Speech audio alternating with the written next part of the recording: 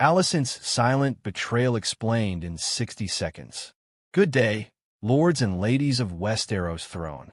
Let's dive headfirst into one of the most deliciously quiet yet devastating betrayals in House of the Dragon.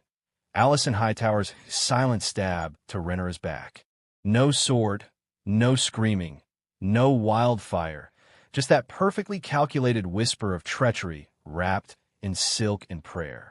It is the kind of betrayal that proves in Westeros, daggers are not always made of steel.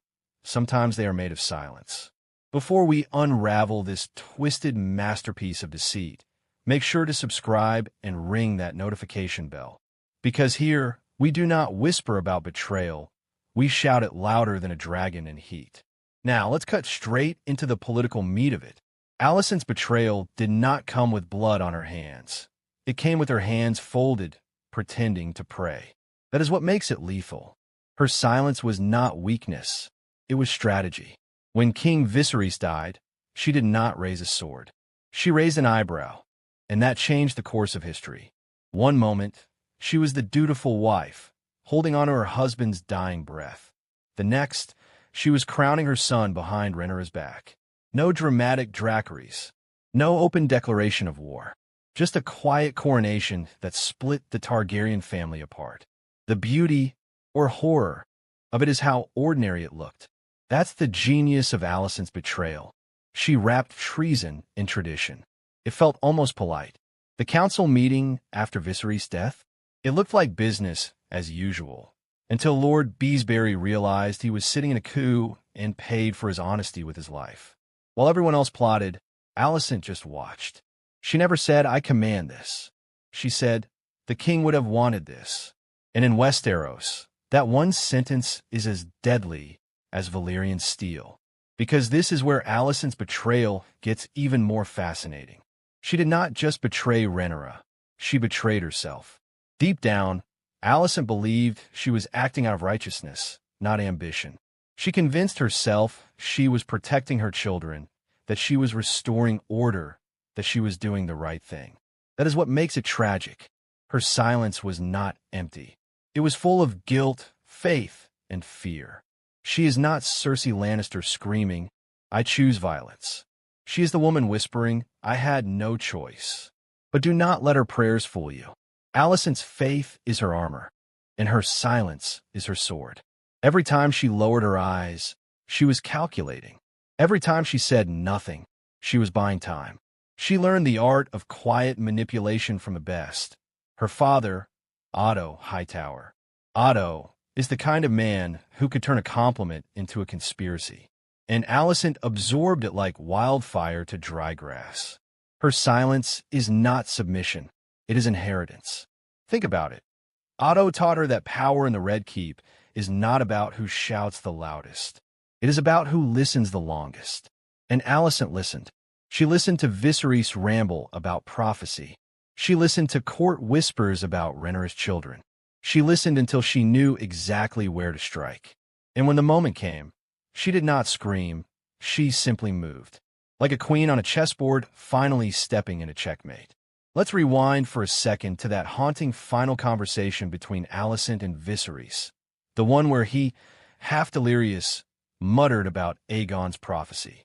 Alicent, bless her selective hearing, interpreted it as "make our son king." Now, some say she misunderstood.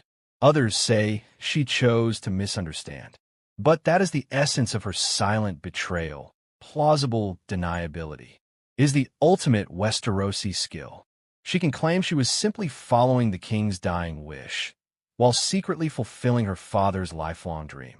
Two birds, one crown. And here is the transition into the emotional side, because this betrayal was not just political. It was personal. Alicent and Rhaenyra grew up together.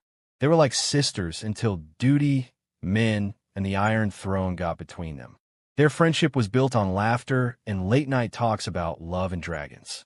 But their downfall came from unspoken jealousy, maternal instinct, and a complete failure to communicate. Rhaenyra betrayed Alicent's trust by lying about her relationship with Ser Criston Cole. Alicent betrayed Rhaenyra's heart by crowning Aegon. It was not war that tore them apart. It was silence.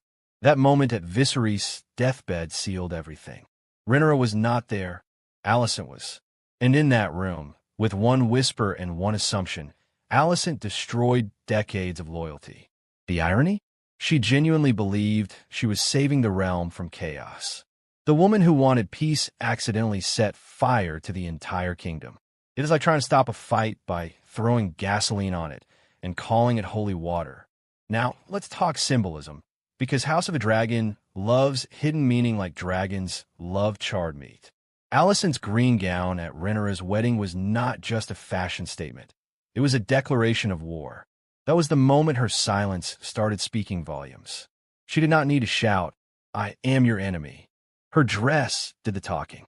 Every choice since then, the whispers, the glances, the controlled tone, built toward that final betrayal. Is the slow burn of manipulation done right? And a crown scene? That is where silence turns into spectacle. When Criston Cole placed Aegon's crown on his head, Alicent stood behind him, emotionless. No victory smile, no dramatic speech. Just quiet triumph mixed with regret. It is that haunting calm that tells you, this is not what she wanted, but it is what she chose. And that subtle distinction is what separates her from every other villain in Westeros. Because we have to talk about the psychological warfare behind her betrayal. Alicent knew Rhaenyra would see her actions as treachery, but she also knew that by staying calm, she could frame Rhaenyra as the irrational one. That is why her silence was her greatest weapon. In politics, whoever looks more composed wins. While Rhaenyra's rage was loud, Alicent's restraint was louder. Every word she did not say made her look more virtuous, even as she undermined the entire Targaryen line. And let us be honest, that is terrifyingly effective. Imagine fighting someone who never raises their voice, never breaks a sweat, and never admits guilt. That is Alicent. Her silence disarms her enemies because it forces them to fill in the blanks. It makes them question their own sanity, their own morality. That is not just betrayal, that is psychological domination. Now, let us zoom out to the bigger picture. Alicent's betrayal did not just crown Aegon. It triggered the dance of the dragons. Her silence birthed civil war. Dragons burned, families died, kingdoms fell, all because one woman misheard, or perhaps pretended to mishear, a prophecy. The irony is Shakespearean. The act meant to protect her children is what doomed them.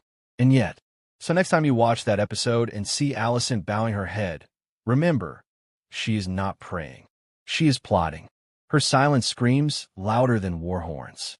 Her stillness shakes kingdoms. And that is why her betrayal, though quiet, echoes across generations.